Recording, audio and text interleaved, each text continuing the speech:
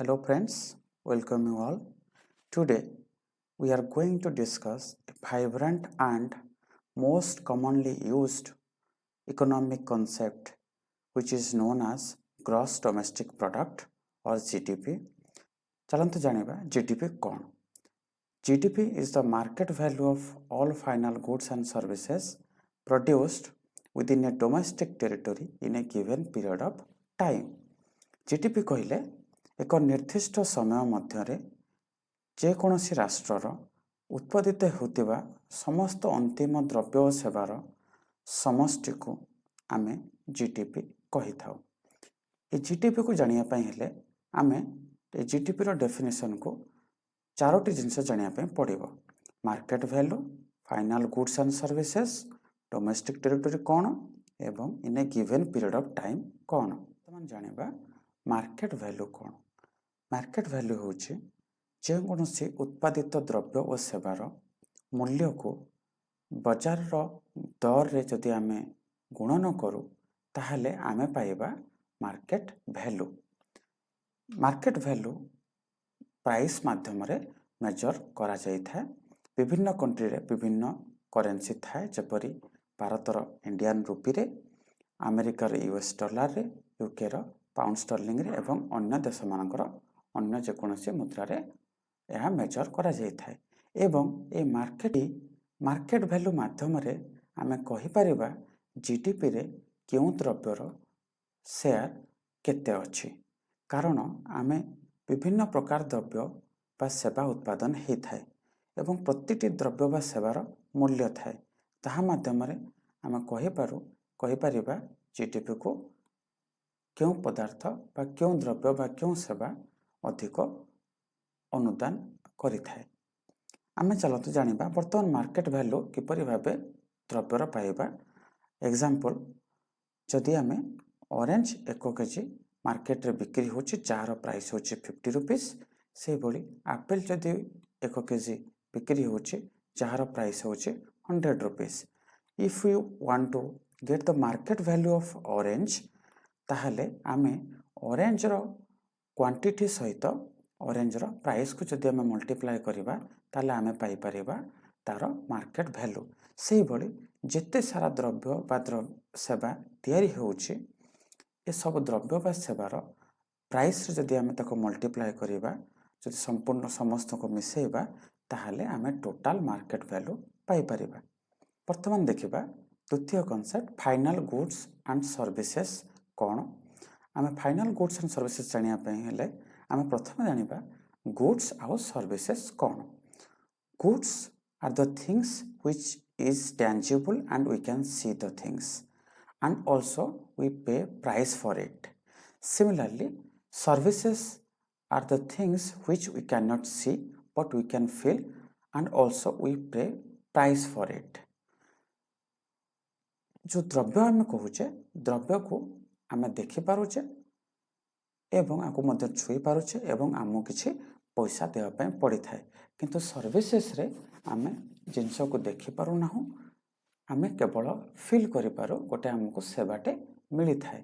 उदाहरण स्वरूप गुड्स रे आम जेकोसी स्पोर्ट्स आइटम है, क्लोथिंग आइटम्स है, ज्वेलरीज है, टेलीकम्युनिकेशन आमर मोबाइल मान है, विभिन्न एजुकेशनल इंस्ट्रूमेंट्स है, सिमिलरली आम फर्निचर्स है, ऑल द घर सजाड़ा जिनस मान है, से यूटेन्सिल्स है, ये सब जिनसपाई आम कौन करूँ पैसा दे आम ए द्रव्य को पाई था, आम कि द्रव्य आकार आमको मिले। किंतु सर्विसेस है तुम जेकोसी गोटे सुविधा आम पाचे, किंतु आम मनकर सिम किणुचे, गोटे सिम मध्यम आम कथा होचे, गोटे लोक मोबाइल सिम पके अन्य जन सहित आम कथा होचे। तो ये जो कथा हवाटा आम गोटे सेवा दौचे ना कि आम सब कंपनी को किणी दौचे, से आमको किसी दौचे। सिमिलरली आम जदि जेकोसी बस हो, आमर एरोप्लेन हो, जेकोसी टैक्सी हो, ट्रेन हो, आम जाऊे ता माध्यम आम गोटे जगार आउ गोटे जगह को पहुँचुचे। या माध्यम आम गोटे सेवा पाचे ना कि आम से पदार्थटा को पाचे। से भाई आम स्कूल जब एडमिशन करुचे, कॉलेज एडमिशन करुचे, आम जो पाठ पढ़ुचे, आम टीचर मैंने पाठ पढ़ाऊँ ताको आम सेवा भाव कही था। କାରଣ ଆମେ ଆକୁ ଦେଖିପାରୁନାହୁଁ। ସେଇଭଳି ଯଦି ଆମେ ବ୍ୟାଙ୍କ୍ସ ବିଭିନ୍ନ ପ୍ରକାର ସେଭ୍ କରୁଛେ, ଯାହା ମାଧ୍ୟମରେ ଆମକୁ ଇଣ୍ଟରେଷ୍ଟ ମିଳୁଛେ, ବଟ୍ ଆମେ ମଧ୍ୟ ଏଇଭଳି ଗୋଟେ ସେବା ପାଉଛେ, ନା କି ବ୍ୟାଙ୍କଟାକୁ ଆମେ ପାଇପାରୁ। ବର୍ତ୍ତମାନ ବୁଝିବା ଡୋମେଷ୍ଟିକ୍ ଟେରିଟୋରୀ କ'ଣ, ବା ଆମେ ଜିଡିପିକୁ ଜାଣିବା ପାଇଁ ହେଲେ ଆମେ ଯେକୌଣସି ଅନ୍ତିମ ଦ୍ରବ୍ୟ ବା ସେବା ଯଦି ଏକ ରାଷ୍ଟ୍ରର ଭୌଗୋଳିକ ସୀମାରେଖା ମଧ୍ୟରେ ଉତ୍ପାଦିତ ହେଉଥାଏ ତାହେଲେ ଆମେ ଏହାକୁ ଜିଡିପିରେ ଅନ୍ତର୍ଭୁକ୍ତ କରିବା। ଆମେ ଦେଖିବା ପ୍ରଥମେ ଡୋମେଷ୍ଟିକ୍ ଟେରିଟୋରୀ ଦୁଇ ଭାଗରେ ବିଭକ୍ତ। ଗୋଟେ ହେଲା ଜିଓଗ୍ରାଫିକାଲ ବାଉଣ୍ଡ୍ରି ଆଉ ଗୋଟେ ହେଲା ପଲିଟିକାଲ ବାଉଣ୍ଡ୍ରି। ଜିଓଗ୍ରାଫିକାଲ ବାଉଣ୍ଡ୍ରି କହିଲେ ଯେକୌଣସି ରାଷ୍ଟ୍ରର ଏକ ଭୌଗୋଳିକ ସୀମାରେଖା ଅଛି, ଯାହା ଆପଣ ଦେଖିପାରୁଥିବେ ମ୍ୟାପ୍ରେ ଆମେ ଭାରତର ଭୌଗୋଳିକ ସୀମାକୁ ଦେଖାଉଛେ। ଏ ଭୌଗୋଳିକ ସୀମାରେଖା ମଧ୍ୟରେ ରହି ଯେତେ କମ୍ପାନୀମାନେ ଉତ୍ପାଦନ କରୁଥାନ୍ତି ଏସବୁ ଅନ୍ତିମ ଦ୍ରବ୍ୟ ଓ ସେବାର ମୂଲ୍ୟକୁ ଜିଡିପିରେ ନିଆଯାଇଥାଏ। କିନ୍ତୁ କେତୋଟି ଜିନିଷ ଅଛି ପଲିଟିକାଲ ବାଉଣ୍ଡ୍ରି, ଯାହାକି ଏ ଭୌଗୋଳିକ ସୀମାରେଖା ବାହାରେ ହେଇଥାଏ କିନ୍ତୁ ଏ ରାଷ୍ଟ୍ରର ଅଧୀନରେ ଥାଏ। ଯେପରିକି ଆମର କଣ୍ଟ୍ରିର ଏମ୍ବାସି ବା ଆମେ ଯେଉଁ ରାଷ୍ଟ୍ରଦୂତ କହୁଛେ, ଏହା ବିଭିନ୍ନ ଫରେନ୍ କଣ୍ଟ୍ରିରେ ଏହା ସ୍ଥାପିତ ହୋଇଥାଏ। ଏଠୁ ଯାହା ଆମକୁ ଇନକମ୍ ମିଳିଥାଏ ତାହା ଭାରତର ଜିଡିପିରେ ଅନ୍ତର୍ଭୁକ୍ତ ହୋଇଥାଏ। ସେହିଭଳି କୌଣସି ଏକ ସମୁଦ୍ରରେ ଯଦି ଅଏଲ୍ ଏକ୍ସପ୍ଲୋରେସନ୍ କରାଯାଏ ତାହା ମଧ୍ୟ ସେହି ରାଷ୍ଟ୍ରର ଜିଡିପିରେ ଅନ୍ତର୍ଭୁକ୍ତ କରାଯାଏ। ସେହିଭଳି ଆମ କଣ୍ଟ୍ରିର କୌଣସି ଇଣ୍ଟରନ୍ୟାସନାଲ୍ ଫ୍ଲାଇଟ୍ ଯଦି ଅନ୍ୟ କୌଣସି କଣ୍ଟ୍ରିକୁ ଯାଉଛି ଏବଂ ସେଠୁ ଲୋକମାନଙ୍କୁ ନେଇକରି ଆମ କଣ୍ଟ୍ରିକୁ ଆଣୁଛି, ସେଥିରୁ ଉତ୍ପାଦିତ ହେଉଥିବା ଇନକମ୍କୁ ଆମକୁ ଆମ ଜିଡିପିରେ ଅନ୍ତର୍ଭୁକ୍ତ କରିଥାଉ। ସେହିଭଳି ଆମର ଫିସିଂ ସିପ୍ସ ମାନେ ଅଛି, ଯାହାକି ବିଭିନ୍ନ ସମୁଦ୍ରକୁ ଦୂରକୁ ଯାଇ ସେମାନେ ଫିସିଂ କରିଥାନ୍ତି, ଯାହାଫଳରେ ସେଥିରୁ ଆୟ ହେଉଥିବା ଇନକମ୍କୁ ଆମର ଜିଡିପିରେ ଅନ୍ତର୍ଭୁକ୍ତ କରାଯାଇଥାଏ।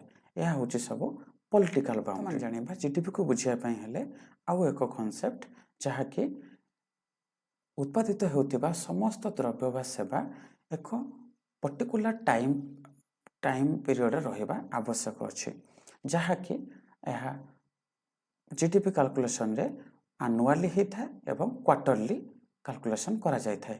ଆନୁଆଲି କହିଲେ ଆମେ 1 ଜାନୁଆରୀରୁ 31 ଡିସେମ୍ବରକୁ ଆମେ ନେଇନଥାଉ। ଏହା ପାଇଁ ଏକ ସ୍ୱତନ୍ତ୍ର ବର୍ଷ ନିର୍ଦ୍ଧାରଣ କରାଯାଇଛି, ଯାହାକି 1 ଏପ୍ରିଲରୁ ଆରମ୍ଭ ହୋଇ 31 ମାର୍ଚ୍ଚ ପର୍ଯ୍ୟନ୍ତ ଯାଇଥାଏ। ଯେକୌଣସି ଦ୍ରବ୍ୟ ବା ସେବା ଯଦି ଏହି ସମୟସୀମା ମଧ୍ୟରେ ଉତ୍ପାଦିତ ହେଉଥାଏ ତାହେଲେ ଆମେ ତାକୁ ଜିଡିପିରେ ଅନ୍ତର୍ଭୁକ୍ତ। ଏବଂ এই ଜିଡିପି 4ଟି କ୍ୱାର୍ଟରରେ ରିପୋର୍ଟ ମଧ୍ୟ ବାହାରିଥାଏ, ଯାହା first quarter, second quarter, third quarter, fourth quarter. ଏହା ପ୍ରତି 3 ମାସକୁ ଥରେ ଜିଡିପି ଡାଟା ଯେକୌଣସି ରାଷ୍ଟ୍ର ଏହା ରିପୋର୍ଟ ବାହାର କରିଥାଏ। ବର୍ତ୍ତମାନ ଜାଣିବା ଏକ ରାଷ୍ଟ୍ର ମଧ୍ୟରେ ଯାହା ସବୁ ଉତ୍ପାଦନ ହେଉଥାଏ ତାହା କିଛି ନିଜ ଘରୋଇ କମ୍ପାନୀମାନେ କରିଥାନ୍ତି ଏବଂ କିଛି ଫରେନ୍ କମ୍ପାନୀ ବା ବିଦେଶୀ କମ୍ପାନୀମାନେ ଉତ୍ପାଦନ କରିଥାନ୍ତି। ବର୍ତ୍ତମାନ ପ୍ରଶ୍ନ ହେଉଛି ଆମ ଦେଶର ଜିଡିପି ବାହାର କରିବା ପାଇଁ ହେଲେ ଆମ ଦେଶରେ ଉତ୍ପାଦନ କରୁଥିବା ସବୁ କମ୍ପାନୀକୁ ଆମେ ନେବା, ନା ଯେଉଁ ଫରେନ୍ କମ୍ପାନିଜ୍ ମାନେ ଆମ କଣ୍ଟ୍ରିରେ ଅଛନ୍ତି ବିଭିନ୍ନ ପ୍ରକାର ଦ୍ରବ୍ୟ ସେବା ଉତ୍ପାଦନ କରୁଛନ୍ତି ତାହାର ଭ୍ୟାଲୁକୁ ଆମେ ନେବା। ତାକୁ ଆମେ ସରଳରେ ବୁଝିବା ପାଇଁ ହେଲେ ଆମେ ଦେଖିବା ଦୁଇଟି ପ୍ରୋସେସ୍ ଆମେ କରିଛେ। ଯେପରି କିଛି ଇଣ୍ଡିଆନ୍ କମ୍ପାନୀ ଯେ ଅଛନ୍ତି ଯେଉଁଟାକି ଇଣ୍ଡିଆରେ ଉତ୍ପାଦନ କରୁଅଛି, ସେହିଭଳି ଆମର କିଛି ଇଣ୍ଡିଆନ୍ କମ୍ପାନିଜ୍ ମାନେ ଅଛନ୍ତି ଯାହାକି ବାହାରେ ୟୁଏସ୍ର ଉତ୍ପାଦନ କରୁଅଛି। ସେହିଭଳି କିଛି ଗୋଟେ ଆମେରିକାନ୍ କମ୍ପାନୀ ଯାହାକି ସେ ୟୁଏସ୍ଏ ମଧ୍ୟରେ ବିଭିନ୍ନ ଦ୍ରବ୍ୟ ବା ସେବା ଉତ୍ପାଦନ କରିଥାନ୍ତି ଏବଂ ୟୁଏସ୍ଏ କମ୍ପାନୀ ଆମ ଇଣ୍ଡିଆରେ ମଧ୍ୟ ଉତ୍ପାଦନ କରିଥାନ୍ତି। ତାହେଲେ ଆମେ ଯଦି ଜିଡିପି ବାହାର କରିବା ପାଇଁ ଚାହୁଁଛେ ଭାରତର, ଆମେ ଏଠି କେବଳ ଭାରତରେ ଉତ୍ପାଦିତ ହେଉଥିବା ସବୁ ଦ୍ରବ୍ୟ ବା ସେବା ଭାରତୀୟ କମ୍ପାନୀମାନଙ୍କ ଦ୍ୱାରା ଏବଂ ଭାରତର ଉତ୍ପାଦିତ ହେଉଥିବା ଭାରତର ଡୋମେଷ୍ଟିକ୍ ଟେରିଟୋରୀ ଭିତରେ ଉତ୍ପାଦନ କରୁଥିବା ଫରେନ୍ କମ୍ପାନୀ ବା ଆମେରିକାନ୍ କମ୍ପାନୀ ମଧ୍ୟ ତାହାର ଉତ୍ପାଦିତ ମୂଲ୍ୟକୁ ଆମେ ଜିଡିପିରେ ନେଇଥାଉ। ସେହିଭଳି ଆମେ ଯଦି ଦେଖିବା ଆମେରିକାର ଜିଡିପି କଥା କହିବା, ତାହେଲେ ଆମେରିକାରେ ଉତ୍ପାଦିତ ହେଉଥିବା ଆମେରିକୀୟ କମ୍ପାନୀଙ୍କ ଦ୍ୱାରା ଏବଂ ବାହାର କମ୍ପାନୀ ଯାହାକି ଇଣ୍ଡିଆନ୍ କମ୍ପାନୀ ଗୋଟେ ଆମେରିକାରେ ଅଛି ତାକୁ ଆମେ କହିବା होची से होची अमेरिकार जीडीपी। चलतु आउ टिके डिटेल्स रे बुझिबा जीडीपी कौन। मनकर रिलायंस कंपनी इंडिया रे 100 टंकार किछि द्रव्य बा सेवा तैयारी करुछि। सैमसंग कंपनी जहाँकि कोरियन कंपनी से इंडिया रे रही 50 टंकार मूल्यर द्रव्य बा सेवा उत्पादन करुछि। जदि आम देखा आमर भारतीय कंपनी रिलायंस कंपनी यह मध्य रही जापान रे 150 टंकार मूल्यर द्रव्य उत्पादन करुछि। वर्तमान प्रश्न होछि आम भारतर जीडीपी रे आम ये तीनोटी क्या मिसेबा। केवल भारतर सीमारेखा मध्य जो कंपनी ताहा भारतीय कंपनी हो एवं बाहर कंपनी हो जदि उत्पादन करुछि ताहले आम ताको मिसेबा। ताहले आम रिलायंस इन इंडिया एवं सैमसंग प्रोड्यूस्ड इन इंडिया रो जहाँ उत्पादित करुछंती आम तार वैल्यू को मिसेबा जहाँ फल कि आम पाई परिबा 150 रुपीज आज द इंडियाज जीडीपी। से भली आम आउ गोटे कॉन्सेप्ट देखिबा जहाँ ना हला एनडीपी जार फुल फॉर्म होची नेट डोमेस्टिक प्रोडक्ट। आम पढ़िले जीडीपी जहाँ आम ओडिया कहले मोट घरोई उत्पाद। वर्तमान जानिबा नेट घरोई उत्पाद। आम नेट कथा जितेबाला कहूचे किसी ना किसी जिनस माइनस होता है जपरिक जीडीपी रू जदि आम डेप्रिसिएशन जदि माइनस करवा ताहले आम पाइबा एनडीपी। डेप्रिसिएशन कौन। Depreciation is the wear and tear value of fixed assets while producing goods and services. आमर जहाँ उत्पादन होता है एक वर्ष मध्य से समय रे विभिन्न प्रोडक्ट भांगी रुजी जाए एवं किसी प्रोडक्ट मेंटेनेंस पाई मध्य खर्च हुए। आम जानू जदि आम कौन जिनस को यूज कला परे तार वैल्यू डिक्रीज होता है। ये डेप्रिसिएशन रेटा गवर्नमेंट फिक्स करिथाए एनुअली ऑल्सो ये चेंजेस होता है। वर्तमान जानिबा जीएनपी कौन। एठू आम साधारण भाव जापर जीएनपी कहले ग्रॉस नेशनल प्रोडक्ट। यार मीनिंग होची उत्पादित होउथिबा द्रव्य बा सेवा केवल गोटे देशर नागरिक मानक द्वारा हेउथिबो ताहले आमे जानिबा आम देशर नागरिक जहाँ आम देशर इनकम करुछंती एवं आम देशर किछि नागरिक फॉरेन कंट्री रहीकि इनकम करुछंती। उदाहरण स्वरूप आमर किछि लोक अछंती जो माने इंडिया महाराष्ट्र काम करुछंती से माने इनकम करुछंती। जदि आमर किछि लोक अमेरिकार बसवास करुछंती एवं सेठु से माने तांकर इनकम करुछंती ताहले आमे कोन करिबा ना किछि लोक मध्य अमेरिकान लोक माने से माने आम कंट्री भी अछंती।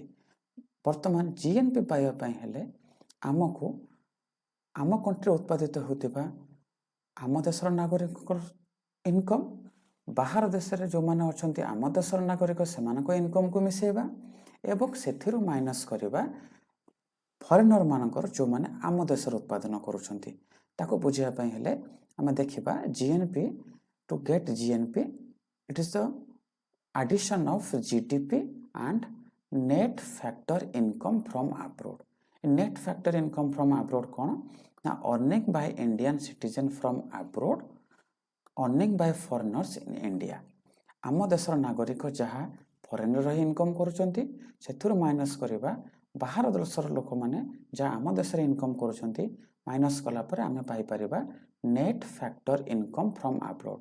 देखि पारुथिबा हम प्रीवियस एग्जांपल रे जपरिक रिलायंस आम देशर कंपनी जहाँ कि 100 टका रोजगार करुच्ची, सैमसंग जहाँ कि बाहर कंपनी 50 टका रोजगार करुच्ची, रिलायंस जोटा कि जापान रे अछि यह माध्यम रे 150 टका इनकम होछि ताहले आम देशर आय होछि 150 रुपीज टोटाल जीडीपी।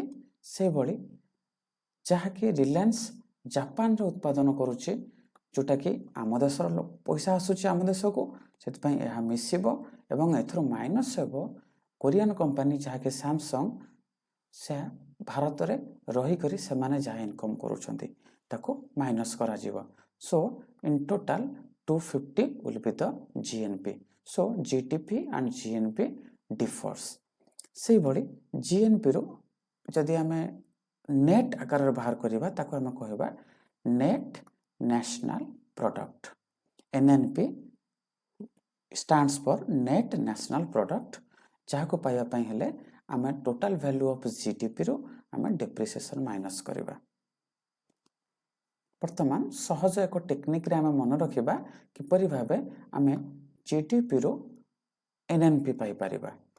GDP ରୁ ଯଦି ଆମେ କିଛି ପ୍ଲସ୍ କରୁଛେ ତାହେଲେ ଡାଉନ ପଟ ସାଇଡରେ ଦେଖିପାରୁଥିବ ଯଦି ଆମେ କିଛି ପ୍ଲସ୍ କଲୁ ଯୋଉଟାକି net factor income from abroad ତାହେଲେ ଆମେ ପାଇପାରିବା GNP।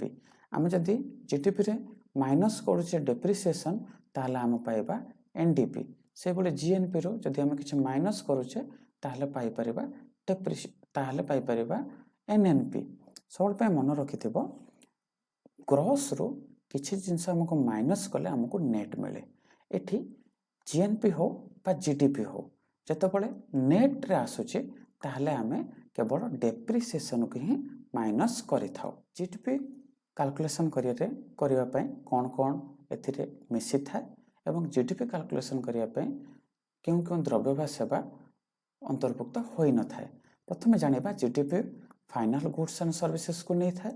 ସେହିଭଳି GDPରେ ଇନଭେଣ୍ଟୋରି ଇନଭେଷ୍ଟମେଣ୍ଟ କହିଲେ ଯଦି ଏହା ଯେକୌଣସି ଦ୍ରବ୍ୟ ବା ସେବା ଏହା ଏକ ଆର୍ଥିକ ବର୍ଷରେ ଉତ୍ପାଦନ ହେଉଛି କିନ୍ତୁ ଏହା ଷ୍ଟକ୍ ଆକାର ରହିଯାଉଛି ବିକ୍ରି ହେଇପାରୁନାହିଁ ଫିର୍ ବି ଆମକୁ GDPରେ ନେବା ପାଇଁ ପଡ଼ିବ କାରଣ ଏହା ସେଇ ବର୍ଷରେ ହିଁ ଉତ୍ପାଦନ ହେଇଅଛି।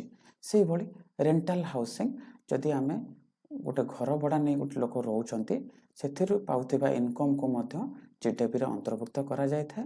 ଯଦି ଜଣେ ଲୋକ ସେ ତା ନିଜ ଘରେ ରହୁଛି ସେଭଳି ମଧ୍ୟ ଏହାର ପ୍ରାଇସ୍ ଯାହା ପ୍ରାଇସ୍ ଦେଇଥାଏ ସେ ଭଡ଼ା ଆକାରରେ ଯାହା ପ୍ରାଇସ୍ ଆସିଥାଏ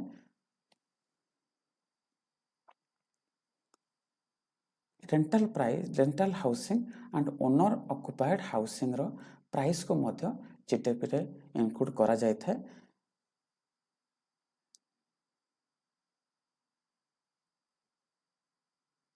ସେହିପରି income from a country's embassy situated in foreign country ଇନକମ୍କୁ ମଧ୍ୟ ଆମେ GDPରେ ଅନ୍ତର୍ଭୁକ୍ତ କରିଥାଉ ଏବଂ ଯାହା କହିଥିଲି ପଲିଟିକାଲ୍ ଟ୍ରିଟି ଦ୍ୱାରା ଉତ୍ପାଦିତ ହେଉଥିବା ସମସ୍ତ ଦ୍ରବ୍ୟ ବା ସେବା ମାଧ୍ୟମରୁ ଆମକୁ ଯାହା ମିଳିଥାଏ ଆମେ GDPରେ ଅନ୍ତର୍ଭୁକ୍ତ କରିଥାଉ। ବର୍ତ୍ତମାନ ଇମ୍ପୋର୍ଟାଣ୍ଟ କନସେପ୍ଟ ହେଉଛି ଯାହାକି ଅନେକ ଏକ୍ଜାମ୍ରେ ପଡ଼ିଥାଏ GDPରେ କ'ଣ କାଲକୁଲେସନ୍ ନିଆଯାଏ ନାହିଁ। GDPର ପ୍ରଥମତଃ ପ୍ରାଇସ୍ ଅଫ୍ ଇଣ୍ଟରମିଡ଼ିଏଟ୍ ଗୁଡ୍ସ ଯାହା ମଧ୍ୟବର୍ତ୍ତୀ ଦ୍ରବ୍ୟ ଯାହାକୁ ଆମେ ଡାଇରେକ୍ଟ କନଜମ୍ପସନ୍ ନ କରି ଏହା ଅନ୍ୟ ଏକ ଦ୍ରବ୍ୟକୁ ତିଆରି କରିବା ପାଇଁ ସହାୟକ ହେଇଥାଏ କିମ୍ବା ଏହାର ରିସେଲ୍ ଭ୍ୟାଲୁ ଥାଏ। ସେଥିପାଇଁ GDPରେ ଇଣ୍ଟରମିଡ଼ିଏଟ୍ ଗୁଡ୍ସର ପ୍ରାଇସ୍କୁ ଆମେ ମିଶାଇ ନଥାଉ। ସେହିଭଳି ଯଦି କିଛି ଉତ୍ପାଦନ ହେଉଛି ଦ୍ରବ୍ୟ ବା ସେବା ବଟ୍ ଏହା ବ୍ଲାକ୍ ମାର୍କେଟିଂ ହେଉଛି କିନ୍ତୁ ମାର୍କେଟରେ ବିକ୍ରି ହେଉନାହିଁ ଯେପରିକି ଇଲିଗାଲ ସେଲିଂସ୍ ଅଫ୍ ଗୁଡ୍ସ ଡ୍ରଗ୍ସ ଯଦି କିଛି କାର୍ ଷ୍ଟୋଲେନ୍ ହେଇଯାଉଛି ତାହେଲେ ମଧ୍ୟ ଏହା GDPରେ ଅନ୍ତର୍ଭୁକ୍ତ ହେବ ନାହିଁ। ସେହିଭଳି ଯଦି କିଛି ଦ୍ରବ୍ୟ ବା ସେବା ଉତ୍ପାଦନ ହେଉଛି କିନ୍ତୁ ଏହା ମାର୍କେଟରେ ବିକ୍ରି ହେଉନାହିଁ ମାର୍କେଟରେ ସୋଲ୍ଡ ହେଉନାହିଁ ତାହେଲେ ମଧ୍ୟ GDPକୁ ନିଆଯିବ ନାହିଁ। ଉଦାହରଣ ସ୍ୱରୂପ ଯଦି କୌଣସି ଏକ ବ୍ୟକ୍ତି ଯାହା ରେଷ୍ଟୁରାଣ୍ଟରେ ସେ ତିଆରି କରୁଛି ତାହା ମାର୍କେଟ ହଉ ତାହାକୁ କଷ୍ଟମର ମାନେ ଖାଇକରି ପଇସା ଦେଉଛନ୍ତି କିନ୍ତୁ ସେହି ଲୋକଟେ ଯଦି ତାର ଘରେ ତିଆରି କରୁଛି ଯେଉଁଥିପାଇଁ କି କୌଣସି ପଇସା ଦେବା ପାଇଁ ପଡ଼ିନଥାଏ ତାହେଲେ GDPରେ ତାହା ମିଶାଯାଇନଥାଏ। ସେହିଭଳି ଯେତେବେଳେ ଜଣେ ଗୋଟେ ଲୋକକୁ ବା ଗୋଟେ ଲେଡିକୁ ତାର ହାଉସ୍ରେ ରଖୁଛି ହାଉସ୍ ମେଡ୍ ଭାବରେ ତାହେଲେ ତାକୁ ସେ ପେମେଣ୍ଟ ଦେବା ପାଇଁ ପଡ଼ୁଛି ଯେଉଁ ପେମେଣ୍ଟ କି GDPରେ ମିଶିଥାଏ। କିନ୍ତୁ ଯଦି ସେ ଲୋକଟେ ସେ ହାଉସ୍ ମେଡ୍କୁ ମ୍ୟାରେଜ୍ କରିଦେଉଛି ତାହେଲେ ତାକୁ ଆଉ ପେମେଣ୍ଟ ଦେବା ପାଇଁ ପଡ଼ୁନଥାଏ ତାହେଲେ ଆମେ ଜାଣୁ ଏଥିରେ GDPକୁ ହ୍ରାସ ହୋଇଥାଏ କାରଣ ଏହାକୁ କୌଣସି ପେମେଣ୍ଟ ଦିଆଯାଇନଥାଏ ଏହା ମଧ୍ୟ GDPରେ ଅନ୍ତର୍ଭୁକ୍ତ ହୁଏ ନାହିଁ। ସେହିଭଳି ବିଭିନ୍ନ ଦ୍ରବ୍ୟ ବା ସେବା ତିଆରି ହେବା ଦ୍ୱାରା ଅନେକ ପ୍ରଦୂଷଣ ମାନେ ହେଇଥାଏ ଯାହାକି GDP କ୍ୟାପଚର କରେ ନାହିଁ। GDP କେବଳ ଉତ୍ପାଦିତ ହେଉଥିବା ଦ୍ରବ୍ୟ ବା ସେବାର ମୂଲ୍ୟକୁ ହିଁ ନେଇଥାଏ। ସେହିଭଳି ସେଲିଂ ଅଫ୍ ୟୁଜ୍ଡ କାର୍ ମନେକର ଗୋଟେ କାର୍ ଉତ୍ପାଦନ ହେଇଛି ଏବଂ ଏହା ବର୍ଷରେ ବିକ୍ରି ହେଇଛି ପୁଣି ତାକୁ ଆଉ ଜଣେ ସେଲ୍ କରିକି ଆଉ ଜଣେ ତାକୁ କିଣୁଛି ତ ସେ କିଣା ହେବାର ପ୍ରାଇସ୍ଟା GDPରେ ଅନ୍ତର୍ଭୁକ୍ତ ହୁଏ ନାହିଁ କାରଣ ଏହା ଅଲରେଡ଼ି ଏହାର ପ୍ରାଇସ୍ ଅନ୍ତର୍ଭୁକ୍ତ ହେଇ ସାରିଛି। ବର୍ତ୍ତମାନ ଜାଣିବା ଏକ ଅତ୍ୟନ୍ତ ଗୁରୁତ୍ୱପୂର୍ଣ୍ଣ ବିଷୟ ଯାହାକି ହେଉଛି ଟ୍ରାନ୍ସଫର ପେମେଣ୍ଟ ବା ଟ୍ରାନ୍ସଫର ବେନିଫିଟ୍, ଯାହାକି ସରକାରଙ୍କ ଦ୍ୱାରା ବିଭିନ୍ନ ଉପାୟରେ ଲୋକମାନଙ୍କ ପାଖରେ ଆସି ପହଞ୍ଚେ, କିନ୍ତୁ ତାହା ପାଇଁ ସରକାର କୌଣସି ଦ୍ରବ୍ୟ ବା ସେବା ଉତ୍ପାଦନ ହୁଏ ନାହିଁ। ଯେପରିକି ଆମେ ଦେଖୁଛେ ବର୍ତ୍ତମାନ ଓଡ଼ିଶାରେ ଗୋଟେ ସୁଭଦ୍ରା ଯୋଜନା ଦ୍ୱାରା ଲୋକମାନଙ୍କୁ ପଇସା ଦିଆଯାଉଛି, ସେଭଳି PM କିଷାନ ଦ୍ୱାରା ଯାହାକି ଲୋକମାନଙ୍କ ଆକାଉଣ୍ଟକୁ ଡାଇରେକ୍ଟ ବେନିଫିଟ୍ ଟ୍ରାନ୍ସଫର ଆକାରରେ ଆସୁଛି, ଏବଂ ଆମର ଯାହା ସିନିୟର ସିଟିଜେନ୍ସ ମାନେ ଅଛନ୍ତି, ବାର୍ଦ୍ଧକ୍ୟ ଲୋକମାନେ ଅଛନ୍ତି, ସେମାନଙ୍କୁ ମଧ୍ୟ ଇନ୍ସୁରାନ୍ସ ଦିଆଯାଇଥାଏ ବା ଯାହାକୁ ବାର୍ଦ୍ଧକ୍ୟ ଭତ୍ତା ଆମେ କହିଥାଉ। ଇଏ ଯେଉଁ ପଇସା ଦିଆଯାଇଥାଏ ସରକାର ଦିଅନ୍ତି, ଏହା ମାଧ୍ୟମରେ କୌଣସି ଦ୍ରବ୍ୟ ବା ସେବାର ଉତ୍ପାଦନ ହୋଇନଥାଏ, ତେଣୁ ଏସବୁ GDPରେ ଅନ୍ତର୍ଭୁକ୍ତ ହୁଏ ନାହିଁ। କିନ୍ତୁ ଏହା ହେଉଛି ସାଧାରଣତଃ ରିଡିଷ୍ଟ୍ରିବ୍ୟୁସନ୍ ଅଫ୍ ଇନକମ୍, ସରକାରଙ୍କ ଆୟକୁ ଗୋଟେ ଗ୍ରୁପରୁ ଆସି ଅନ୍ୟ ଏକ ଗ୍ରୁପକୁ ଏହା ଡିଷ୍ଟ୍ରିବ୍ୟୁସନ୍ କରାଯାଇଥାଏ। ଏବଂ ଦେଖିବା ବର୍ତ୍ତମାନ ସରକାର କରୁଥିବା ବିଭିନ୍ନ ପ୍ରକାର ଋଣ ଏହା GDPରେ ମିଶିଥାଏ କି ନାହିଁ। ବିଭିନ୍ନ ପ୍ରକାର ଋଣ ଯଦି ସରକାର କୌଣସି ଏକ ପ୍ରଡକ୍ଟିଭ କାମ ପାଇଁ ନେଉଛନ୍ତି, ଯେପରି ରାସ୍ତାଘାଟ ତିଆରି କରିବା ପାଇଁ କିମ୍ବା ଏଜୁକେସନାଲ ଇନଷ୍ଟିଟ୍ୟୁସନ୍ ତିଆରି କରିବା ପାଇଁ, ତାହେଲେ ଏହାର ଇଣ୍ଟରେଷ୍ଟ ପେମେଣ୍ଟ ଯାହା ସରକାର ଦିଏ ଏହା GDPରେ ମିଶାଯାଏ।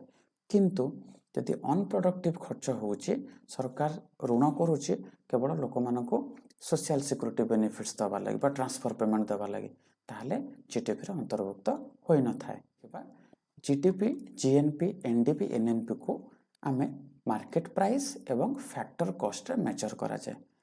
ଚାଲନ୍ତୁ ଦେଖିବା ଫ୍ୟାକ୍ଟର କଷ୍ଟ କ'ଣ ନା, ଫ୍ୟାକ୍ଟର କଷ୍ଟ ହେଉଛି ଯେକୌଣସି ଦ୍ରବ୍ୟ ବା ସେବା ଉତ୍ପାଦନ ହେଉଛି, ଏହା ପାଇଁ ଅନେକ ଫ୍ୟାକ୍ଟର୍ସ ବା ଇନପୁଟ୍ସ ୟୁଜ୍ ହେଉଛି, ଯେପରି ଆମର ଲ୍ୟାଣ୍ଡ, ଲେବର, କ୍ୟାପିଟାଲ, ଅର୍ଗାନାଇଜେସନ୍ସ, ଏସବୁ ପାଇଁ ପେମେଣ୍ଟ ଦେବା ପାଇଁ ପଡ଼ିଥାଏ।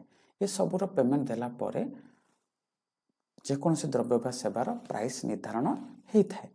ତାହେଲେ ଏ ଫ୍ୟାକ୍ଟର କଷ୍ଟ ଆକାର ଯଦି ଆମେ ପାଇବା, ତାହେଲେ ଯେକୌଣସି GDP, GNP, NNP, NDP, ତାହେଲେ ଆମେ ସେଥିରୁ ଇନଡାଇରେକ୍ଟ ଟ୍ୟାକ୍ସେସ୍ ଆଡ଼ ହେଇକରି ଥାଏ, ଆମେ ତାକୁ ଆଡ଼ କରାଯିବ। ସେଇଭଳି ଯାହା ସରକାର ସବସିଡିଜ ଆକାରରେ ଦେଇଥାନ୍ତି ସେ ଦ୍ରବ୍ୟର ପ୍ରାଇସ୍କୁ କମାଇବା ପାଇଁ ମାର୍କେଟରେ, ତାହେଲେ ସେଥିରୁ ମାଇନସ୍ କରାଯାଏ। ତ ଯେକୌଣସି GDPକୁ ପାଇବା ପାଇଁ ହେଲେ GDP at factor cost is equal to GDP at market price plus indirect tax minus subsidy. ସେଭଳି GNP at factor cost will be GNP at market price plus indirect taxes minus subsidies. ସେଇଭଳି NNP at factor cost will be GDP at factor cost minus depreciation. ବର୍ତ୍ତମାନ ଦେଖିବା ଏ ଯେଉଁ indirect taxes minus subsidy କୁ ମଧ୍ୟ କିଛି ଜାଗାରେ net indirect taxes ମଧ୍ୟ କୁହାଯାଇଥାଏ।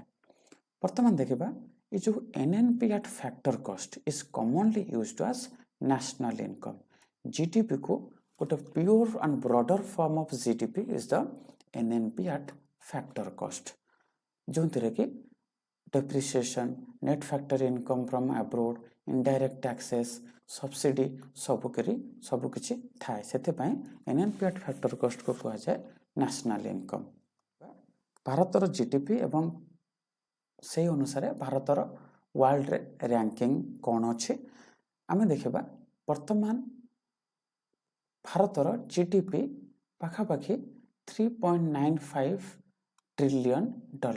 ଆମେ ଟ୍ରିଲିୟନ କହିଲେ ଦେଖନ୍ତୁ, ଯଦି ଆମେ ଯେକୌଣସି ସଂଖ୍ୟାରେ 3ଟି ଶୂନ ଲଗାଉଛେ ତାହେଲେ ଆକୁ ଆମେ କହିଥାଉ ଇନ୍ 1000, ତାପରେ ଆଉ 3ଟି ଜିରୋ ପକାଇଲେ ଆମେ ବିଲିୟନ ବୋଲି କହିଥାଉ, ସେପରି ଆଉ 3ଟି ଜିରୋ ହେଲେ ଆମେ ଟ୍ରିଲିୟନ କହିଥାଉ। ତାହେଲେ ଯାହାକି ଭାରତର ବର୍ତ୍ତମାନ GDP ହେଉଛି ଇନ୍ ନୋମିନାଲ ଫର୍ମ $3.95 ଟ୍ରିଲିୟନ। ସେହି ଅନୁସାରେ ଭାରତର ର୍ୟାଙ୍କ ହେଉଛି ୱାର୍ଲଡରେ 5th and in GDP at purchasing power ପ୍ୟାରିଟିରେ ଭାରତର ର୍ୟାଙ୍କ ହେଉଛି 3rd। ସେହିଭଳି ପୂର୍ବ ବର୍ଷ ଭାରତର GDP ଆକଳନ କରାଯାଇଛି 8.2%ରେ ବଢ଼ିଥିଲା ଏବଂ ଏ ବର୍ଷ ଏକ୍ସପେକ୍ଟେଡ୍ କରାଯାଉଛି 7% ଗ୍ରୋଥ୍ ହେବ। ସେହିଭଳି GDP ଆଟ୍ ପର୍ କ୍ୟାପିଟାରେ ଭାରତର ପ୍ରତ୍ୟେକଟି ଇଣ୍ଡିଭିଜୁଆଲର ଇନକମ୍ ହେଉଛି $2698 in nominal form and in purchasing power parity रे $11,112 as GDP per capita माने प्रत्येकटी लोकर शेयर होची टोटल नेशनल इनकम रे एतिकी जदि छोट छुआटे भी हो वयस्क लोकटे भी हो समस्तंकर जदि आमे भाग करूची टोटल जीडीपी रे ताला आमे पाइबा जीडीपी पर कैपिटा से बड़ी India is expected to become third largest economy in the world with a GDP of 5 trillion in the next 3 years जहाँकि ए वर्ष इकोनॉमिक सर्वे एंड बजेट रे कह जाइछि आमर फाइनेंस मिनिस्टर निर्मला सीतारमण कहते India is going to be the third largest economy in the world जो कि एक लक्ष्य रखा जाइछि 5 ट्रिलियन इकोनॉमी भाव में परिगणित हेबो से भली बाय 2047 ऑल्सो भारत को एक डेवलप्ड कंट्री हिसाब से परिगणित करने सरकार ये जीडीपी को बढ़ेबार आकलन बढ़ेबार प्रचेष्टा जारी रखिछन्ति। Thank you.